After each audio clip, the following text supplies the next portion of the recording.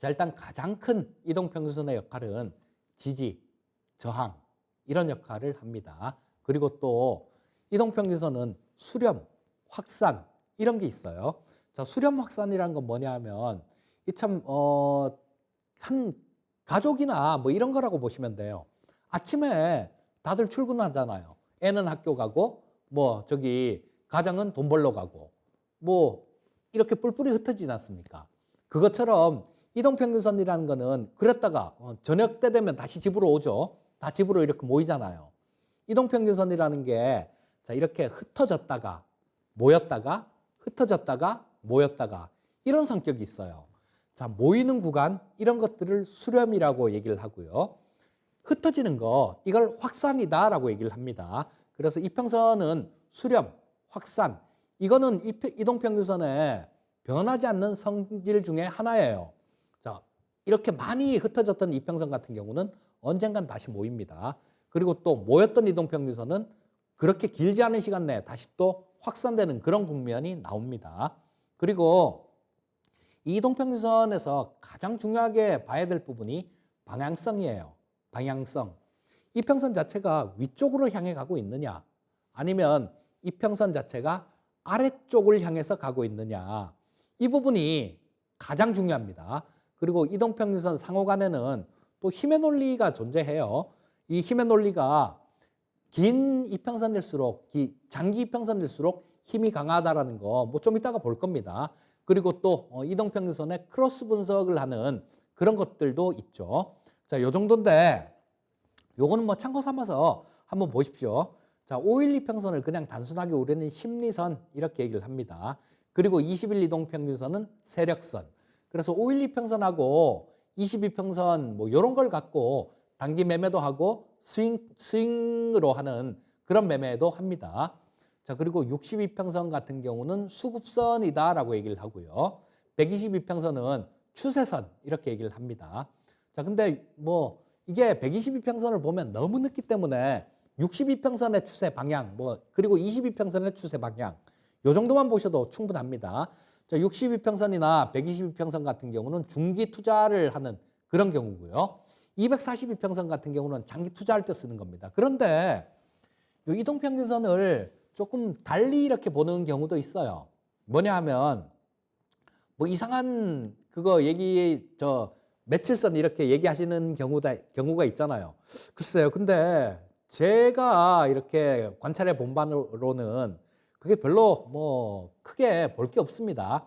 우리가 왜 5일 이동평균선을 쓰고 증권회사 HDS도 그냥 바로 이렇게 세팅이 돼 있어요. 5일, 20일, 60일 이렇게. 왜 이거를 쓰냐 하면요. 지금 한 주가 5일이잖아요. 5거래일입니다. 월, 화, 수, 목, 금. 5거래일이기 때문에 5일 이동평균선을 쓰는 거고요. 자, 20일이면 한 달 정도가 되죠. 그래서 옛날엔 여러분들 우리나라 주식시장이 토요일 날 장이 없어진 게 한 20년 가까이 정도 될 것 같아요. 그 전에는 토요일 날도 거래를 했습니다. 그럴 때 토요일 날 거래를 하던 시절, 그 시절에는 6일 이평선을 썼어요. 5일 이동평균선 대신 6일 이동평균선을 썼습니다. 그리고 20일 이동평균선 대신 24일 이동평균선을 썼고요. 자, 이게 뭐냐 하면 일주일, 한 달 그런 거를 맞춘 거예요. 그런 걸 맞춘 거기 때문에 여기서 뭐 더 이상 뭐 어떤 다른 이동평균선 이런 것들을 굳이 설정해서 보고 그럴 필요가 없습니다. 그냥 세팅되어 있는 거 요 정도만 보셔도 충분하고요. 그리고 또 남들이 가장 많이 쓰는 게 가장 잘 맞습니다. 흔히 얘기하는 흔히 얘기하는 뭐 세력 뭐 이런 사람들 있죠. 그런 사람들 같은 경우도 뭐 세력이라는 얘기를 진짜로 저는 좀 많이 싫어하는데요. 하여튼 그런 사람들 같은 경우도 그냥 기본 세팅되어 있는 거 그거 놓고 보지 뭐 이상하게 뭐 568일선 막 이렇게 설정해 놓고 보고 막 그러지 않습니다. 그렇지 않으니까 이런 거를 그냥 있는 그대로 좀 보는 뭐 그게 가장 좋은 거다라고 말씀드리고 싶어요. 자, 그러면 이 가장 또 기본되는 얘기 오늘 뭐 하루 종일 기본되는 얘기만 하다 보니까 거의 또 끝나가네요. 그렇게 길게 남지 않았는데 하는 대로 최선을 다해서 해보도록 하겠습니다. 자, 이동평균선 그리는 방법도 알아야 되겠죠. 여기에 제가 캡처를 좀 해놨는데요. 첫날 10,000원, 11,000원, 그 다음에 1,500원, 1,700원, 그 다음에 1,300원. 자, 이렇게 주가가 형성이 됐다라고 치면요. 자, 이렇게 형성이 됐다라고 치면 5일째까지는 이동평균선 자체가 없겠죠. 왜냐하면 5개가 모여야지 5일 이동평균선을 그리니까요. 이 5일 동안 평균 가격을 5일 이동평균선에 표시를 하는 거니까.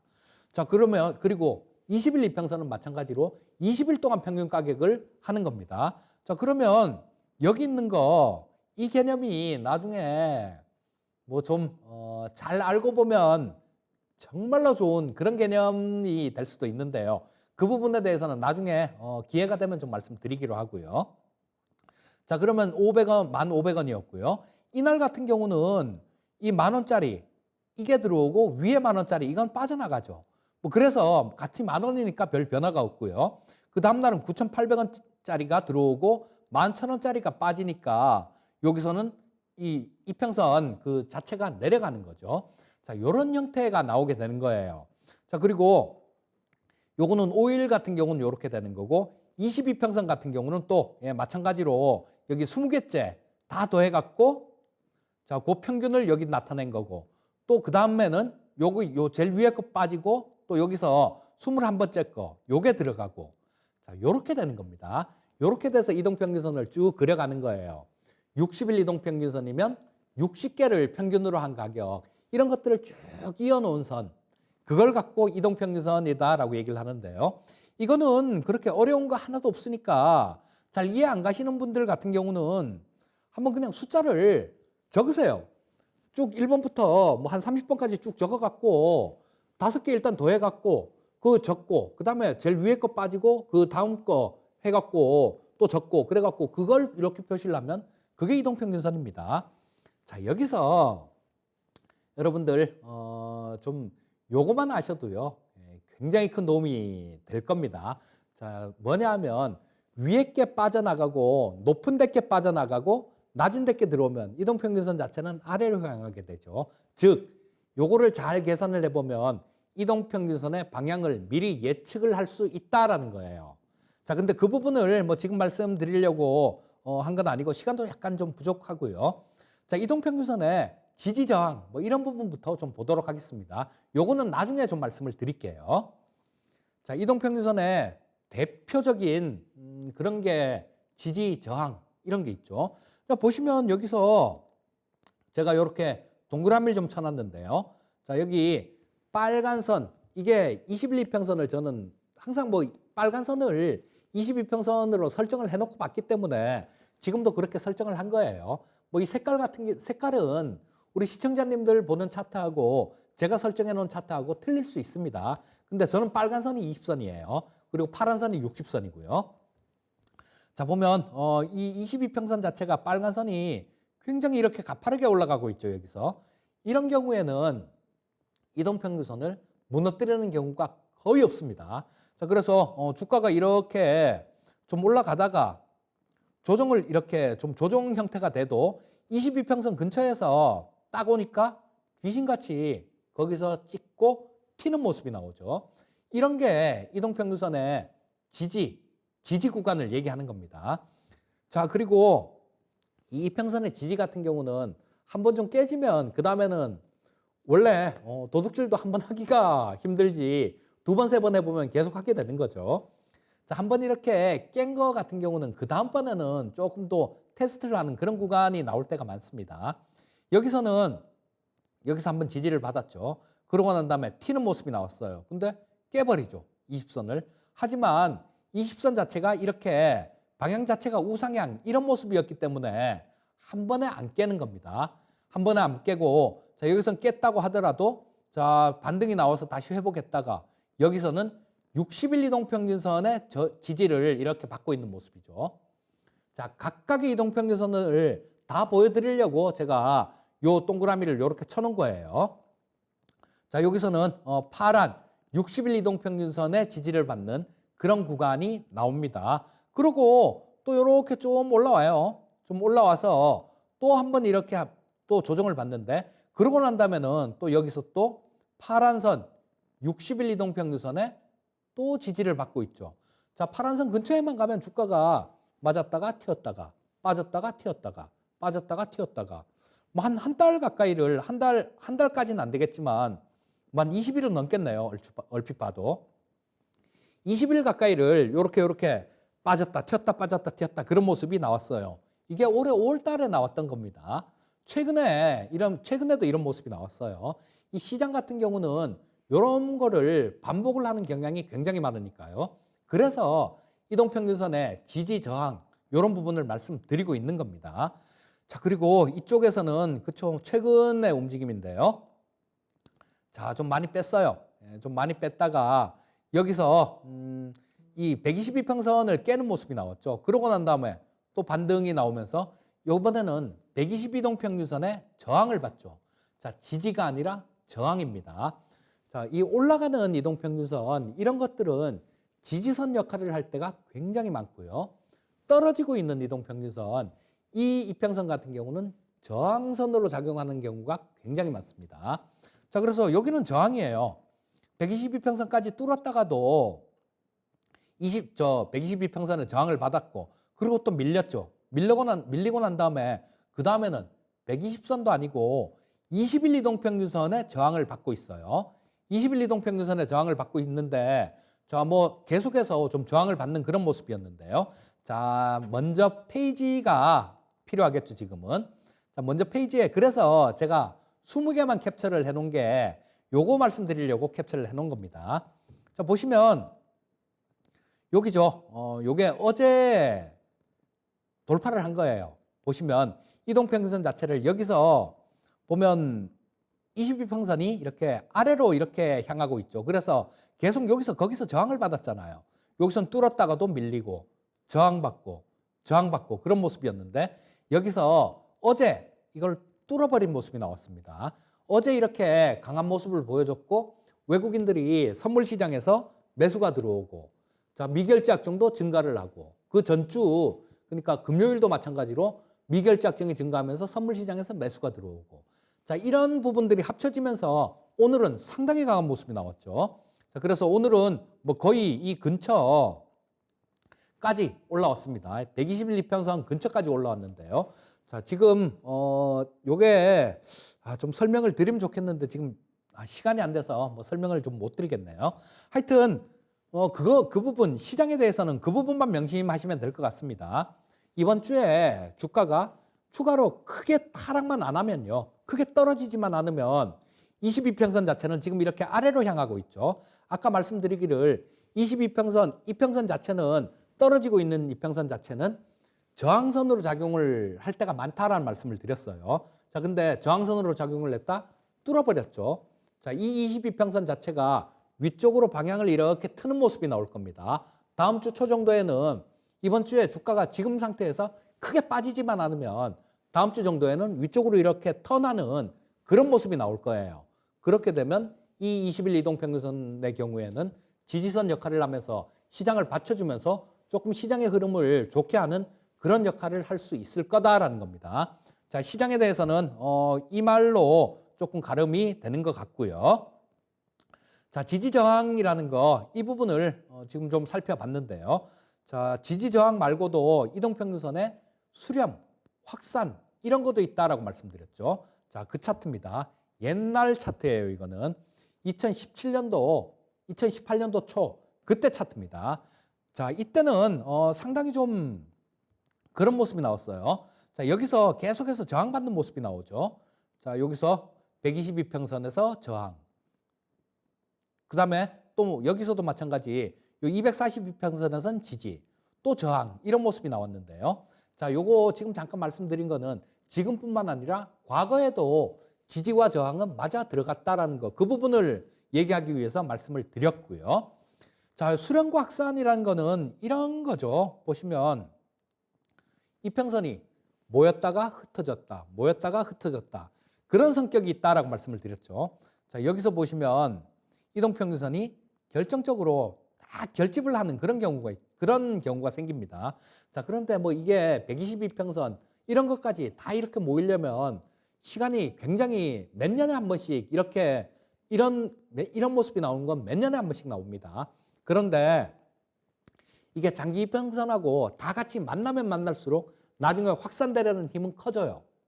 확산되는 힘은 커지는 거니까 뭐 평상시에는 20, 60, 5일선 요 정도 세 개가 모이면 또 확산하는 성격이 있다라고 보시면 됩니다. 지금 같은 경우는. 자, 근데 이때는 굉장히 큰 판이 여기서 나온 거죠. 242평선까지 전부 다 한 점으로 수렴이 됐으니까 이 장이 이때가 2400포인트 그 이상 됐었는데 여기서부터 2년 동안 빠지면서 작년에 팬데믹이 있었던 구간 1400포인트까지 빠진 그 장의 시초입니다. 자, 그래서 이 이동평균선의 수렴 확산 이런 부분들도 잘 보셔야 돼요. 여기서도 그런 모습이 나오죠. 5일, 20일, 60일 요게 여기서 합쳐지죠. 요게 여기서 합쳐지면서 상당히 좀 큰 그런 흐름이 나옵니다. 자, 이동평균선은 지지, 저항 이런 역할이 있고요. 또 수렴, 확산 이런 움직임도 보인다라는 거 그 부분 기억해 두시면 좋을 것 같고요. 자, 한 가지밖에 더 못하겠네요. 자, 이동평균선은 여러분들 이것만 보셔도 크게 무리가 없어요. 자, 뭐 지지, 저항, 수렴, 확산, 방향성. 자, 여기서는 제가 그때 그런 말씀을 좀 많이 드렸었어요. 하다못해 주위 분들한테는 주식 팔고 반은 출금하라고 이런 얘기도 말씀을 드렸었는데요. 방향성 자체였었죠. 이때는 한번 보시면 어떤 움직임이었을까요?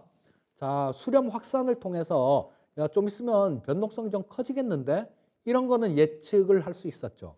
그런데 그 방향까지 예측을 할 수 있었던 부분들이 있었죠. 자, 여기서 보시면 60일 이동평균선은 벌써 1월 달에 꺾이기 시작했습니다. 20일 이동평균선은 여기서 그 전에 11월 달에 꺾였어요. 11월 달에 꺾이면서 자, 여기서 안 빠지는 척 하면서 이때가 그냥 이렇게 지나간 걸 놓고 보니까 짧아 보이는데요. 11월 달서부터 시작해 갖고 6월 달까지 거의 7개월 가까이를 옆으로 이렇게 행보를 하면서 진을 다 뺐어요. 진을 다 빼는 그런 모습이 나왔습니다. 자, 그러면서 각각의 이동평균선이 전부 다 꺾이는 모습이었죠. 꺾이는 초기 모습이었습니다. 120선 꺾이고 60선 꺾이고 60선은 벌써 꺾였고 20선도 벌써 꺾였고 120선까지 이렇게 꺾이는 모습이 나오고 240선까지도 여기서는 야, 좀 있으면 꺾이겠는데 이런 움직임이 나왔던 겁니다. 자, 그래서 이런 부분들은 나중에도 지금 당장이야 뭐 이런 모습들이 언제 나올지 알 수는 없겠죠. 하지만 분명히 나옵니다. 또 분명히 나와요. 그때는 당하지 말아야죠. 이런 것들은 파생하는 분들 같은 경우는 정말로 굉장히 큰 돈이에요. 굉장히 큰 돈인데 이런 부분들이 있다라는 거 그 부분 기억해 두시고요. 딱 하나만 더 할게요. 자, 시간이 빠듯한데 딱 하나만 더 하겠습니다. 이평선 간에는 서로 간에 힘의 논리가 있어요. 자, 간단하게 답만 말씀드리면요. 여기서는 이평선 자체가 22평선 자체는 하락하는데요. 자, 여기 22평선 자체가 하락하죠. 62평선 자체가 올라와요. 자, 주가는 어떻습니까? 조금 조정을 받는 듯 하더니 튀어 올라오는 모습이죠. 22평선이 하락을 하더라도 62평선이 살아있다라면 그 하락은 그렇게 크게 오래가는 하락이 아닙니다. 자, 일시적으로 하락한 뒤에 튀어 올라오는 그런 모습이에요. 자, 여기는 정배열에서 22평선 지지받으면서 강하게 튀는 모습이고, 자, 이쪽에서는 그쵸? 저 올해 제가 그 추석 전에 그런 말씀도 좀 드렸었죠. 현금 좀 만들어서 그냥 추석 지나고 난 다음에도 그냥 좀 시장을 그냥 현금 보유하시면서 관방하시라는 말씀을 좀 많이 드렸었는데요. 여기서 벌써 62평선이 좀 꺾이는 그런 모습이었어요. 언제? 8월 초부터 꺾이는 모습이었습니다. 자, 그러고 난 다음에 이때는 회복을 못하는 모습이었죠. 자, 그래서 지금 이때는 22평선 저항, 22평선 저항 이런 게 있었는데 이 페이지에서 말씀드릴 거는 단기 이동평균선보다는 중장기 이동평균선이 힘이 세다. 단기 평선이 아래로 향하더라도 중장기 평선이 위쪽으로 향하고 있으면 그건 극복이 된다. 반대의 경우도 마찬가지겠죠. 단기 평선이 위쪽을 향하고 있어도 중장기 평선이 아래쪽으로 향하고 있다라면 그거는 주가가 올라가도 꺾였다가 올라온다라는 거. 그 부분을 조금 기억을 하시면 좋겠습니다.